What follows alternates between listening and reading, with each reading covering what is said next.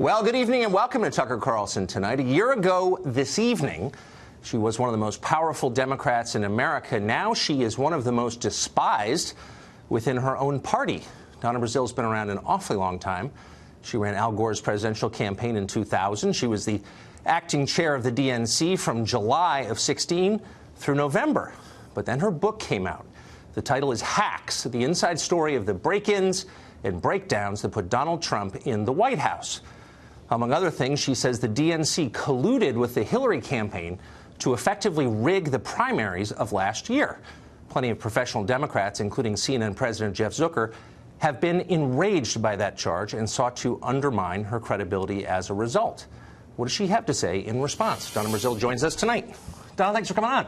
Hey, Tucker, you know, what a great honor to be with you tonight after the Democrats did so well across the country yesterday. So I'm excited to be here, excited about what happened in Virginia and New Jersey, and excited to talk to you about my new book, Hacks. Let me just say this up front. Wait a second. Let me ask you a question. Congratulations on your party success last night, by the way. Thank you. But let me just ask you this. I've been watching, because I've known you a long time, and I've watched you work for more than 20 years.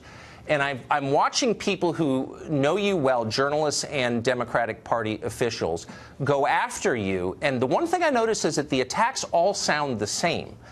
And my guess, and I want to ask you as a professional political person, it seems obvious that there was coordination, that someone's doing oppo on you in response to your book. Who do you think that is? You know, Tucker, I don't really have time to figure out who is spending, I'm sure, some much-needed money that needs to go to Democratic candidates next year to figure out what I said in this book is factually correct. I want to tell you, I wrote up front, I wanted to write this book to tell my story. I wanted the American people to see what happened. I became chair of the party for the second time in my life because our party was under attack. We were hacked. That's why I was called upon to step up to become chair again. Right. And I think when you read the book, Tucker, and you mentioned it, we've known each other a long time.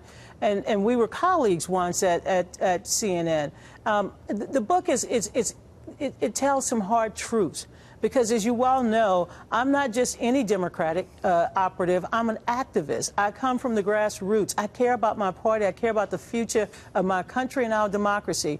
And as chair of the party, we lost an election last year. Many people thought we were going to win. And so I did a forensic examination of what we did wrong and what we could do better so that we can win elections in the future. Well, that seems like a wise and obvious thing to do. It was an unexpected loss. Why not figure out why it happened? But you're not seeing very many people in your party go along with that course. And instead of listening to your analysis of why Hillary Clinton's campaign failed, they're attacking you and impugning your motives.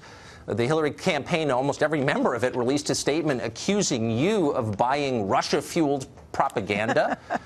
Jeff Zucker, your former boss over at CNN, was enraged when he read the book excerpt that ran in Politico last Thursday. And you're seeing your former colleagues say you're just doing this for the money. Why aren't they more willing to listen to the prescription that comes out of this book? Well, first of all, many of those individuals who signed that letter, I know them. I've been in the trenches with them for more than 30 years of my adult life. And if I had to go back in the trenches with them next year, I will go back because I believe in justice and fairness and equality. But I want to tell you, when I became chair, I didn't take a salary from the DNC. I gave up everything. I took a leave of absence from CNN and ABC. The only thing I really went back to was teaching at Georgetown because I love my students and I wanted to be there for them with a historic election on the horizon. Tucker, I wrote this book because I wanted Democratic activists, rank-and-file Democrats. Those are the people I listen to. Those are the people that I respond to. I wanted them to know how hard we worked to elect Hillary Clinton and other Democrats up and down the ticket. We came up short, as you well know, Tucker, less than 80,000 votes short in 3 states. Then tonight we would be having a different conversation. Right. We would be talking about Hillary Clinton's first year in office. Instead, we're talking about, you know, how the Democratic Party can come back stronger so that we can become more competitive in 2018 and beyond. And what I saw last night, I see a party that is capable of coming back out of the wilderness. I see a party with fresh faces, new blood, new energy, in large part because Tom Perez and Keith Ellison, Karen, and so many other people on the DNC, they are working hard to change things for the country. You haven't mentioned anybody who helped run the Hillary campaign. Robbie Mook, for example. Would you hire him to run the next Democrats' campaign? Well, you know, Robbie and I are both at Harvard, and one of the things when the Democrats win the popular vote and the Republicans win the Electoral College, people like us get to go up to Harvard and take a forensic examination of how we can improve our democracy. I went over to see Robbie last week. Look, I have great respect for Robbie and his team, but I was very tough on them in the book. Before you go on, I know you were, and I want you to see what he's saying about you now on television. Here's part of it. The idea that the DNC could rig a contest, frankly, is laughable. The allegation she's making there simply isn't true. We certainly don't recognize the campaign she describes. We also don't recall some of the events she said that happened. I'm sure her publisher put her under a lot of pressure. I wish she'd just put her foot down and said, no, I'm not going to do this. So he's describing you as a hapless pawn of your publisher. Well, you know, I'm the third of 9 children, and the one thing my parents taught us was to stand up, fight for ourselves, pray, and get up the next day. Here's what I know. I was chair of the party, but more importantly, I was an officer of the DNC. I've been a member of the Democratic National Committee since 1997. I know how things operate. I'm a former chair of the party. So to suggest to anyone that I don't know what I'm talking about, really, I'm not focusing on what Robbie is saying. I am focusing on making sure that grassroots Democrats know that our party is going to become stronger. You have to let these wounds heal. We had a very competitive primary. I don't know when the Republicans will sit down and heal their wounds, but we are healing our wounds, and we're going to learn how to become a stronger, more effective party in the future. So here's part of what you say about Robbie Mook in the book. You said, I'm quoting, "I've worked with men all my life in politics, and I can sense when they get to this part about not being able to deal with a woman. It was not a racial thing, it was a gender thing. Every time you mention that they're trying to shut you down because you're a woman, all these guys are like, no, no, no, no, no." So my question is, you're saying you were the victim of sexism from the management of the Hillary Clinton campaign. What was their response when you said, look, don't treat me different because I'm a woman? Well, you know, I may have also stated in a book, I think I did in 3 or 4 chapters, that it was also generational. Remember, I come from the old school. I come from the school when you have a 3x5 index card. I come from the school, Tucker, that you actually knock on doors, you talk to people, you try to get their support, and then you try to get them out on election day. Robbie comes from a school that is a lot different than the school I came from. They do algorithms, they do data modeling, and when I would come back to and they do sexism too. Apparently, from your book. You know, which is a little weird since Hillary ran a whole campaign on breaking the glass ceiling, and here's the guy running her campaign diminishing you because of your sex. It seems ironic, maybe. You know, it was dismissive. I don't, condescending and dismissive. Those are the words I characterize in the book. Because I came back and said, Robbie, I just left Little Haiti. Or Robbie, I was in Cuyahoga County. Or Robbie, I just left Colorado. And I wanted the campaign to understand that we needed yard signs. We needed radio spots. You know, on August 19th, when Donald Trump said, what the hell do you have to lose? He made that comment in front of a black audience. Here I was, the chair of the party, and last time I checked, I am black.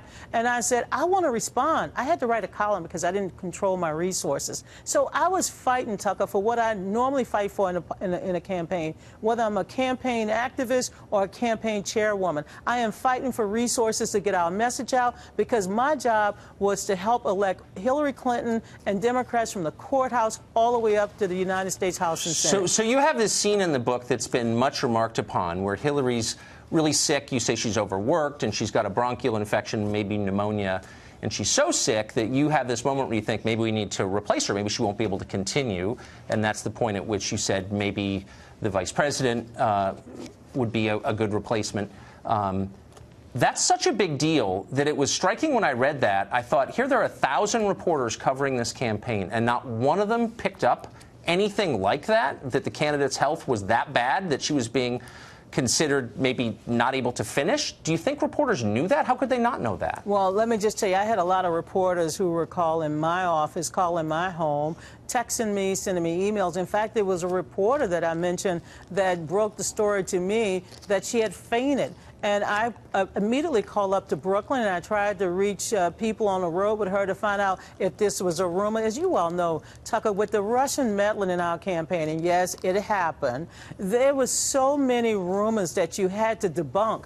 And so by the time I saw the video, when the video went viral, you can imagine what was happening within the Democratic Party, what was happening inside the inner circles. Oh, I remember. And everything was fine. I remember that everything was fine. Every 5 to 7 minutes. Hillary is a friend. I cared about her health. Yes, I cared about her campaign, but the last thing I want to know how she was doing. I want to know if she was okay. That's why in the book you read that I suggested that she get some acupuncture, because I like acupuncture. It helps me when I'm out there fighting. Let me ask you quickly about the Russians. You have a lot in the book about that and your concerns about hacking the servers over at the DNC. If you believe the Russians did that, why didn't the Democratic National Committee allow the FBI to examine those servers? Why were they given over to a vendor and not the U.S. government's investigators? You know, that is a great question, and let me tell you, it's in the book as well. When the DNC officer, who was Debbie Wasserman Schultz, when it was brought to her attention, she immediately reached out to get